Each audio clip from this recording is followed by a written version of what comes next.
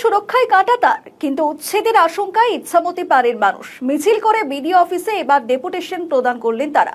উত্তর চব্বিশ পরগনার হিঙ্গলগঞ্জ থেকে শামসেরনগর পর্যন্ত ভারত বাংলাদেশ সীমান্তে নিরাপত্তার স্বার্থে কাঁটাতার দেওয়ার পরিকল্পনা ঘিরে এবার উদ্বেগ প্রকাশ করলেন ইচ্ছামতি নদী পাড়ের বাসিন্দারা। ব্যবসায়ী থেকে মৎস্যজীবীরা প্রত্যেকেই তাদের অভিযোগ, নদীর পাড় থেকে নির্দিষ্ট দূরত্বের মধ্যেই জমি অধিগ্রহণ করা হলে বহু পরিবার বসতভিটা এবং জীবিকা হারানোর আশঙ্কায় পড়বে।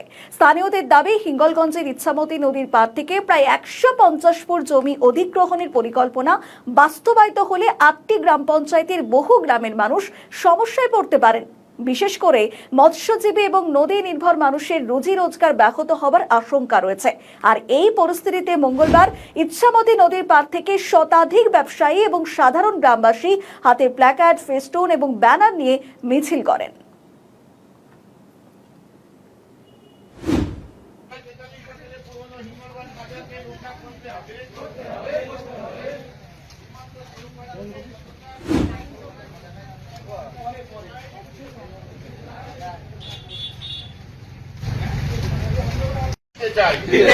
দিতে চাই 243 বছরের পুরনো হিঙ্গলগঞ্জ বাজারকে 4-5 মালিকের সম্পত্তি, দুটো ফালি তো ছাড়তে পারে কি, যতটুকু নেবে বলেছিল ততটুকুই নিক, আর না হয় তো সব নিতে হবে। আজকে কোথায় এলেন আপনারা? আমরা বিডিও অফিসে এসেছি, বিডিও সাহেবের কাছে এসেছি ভিডিও করে বলতে।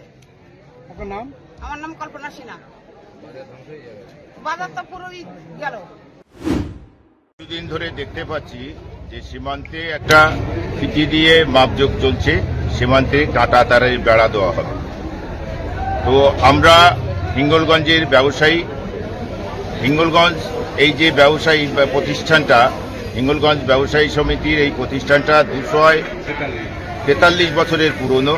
243 বছর আগে 1783 সালে এই বাজারটা তৈরি হয়েছিল। তো আমরা চাই সীমান্তে কাঁটাতারের বেড়া হোক।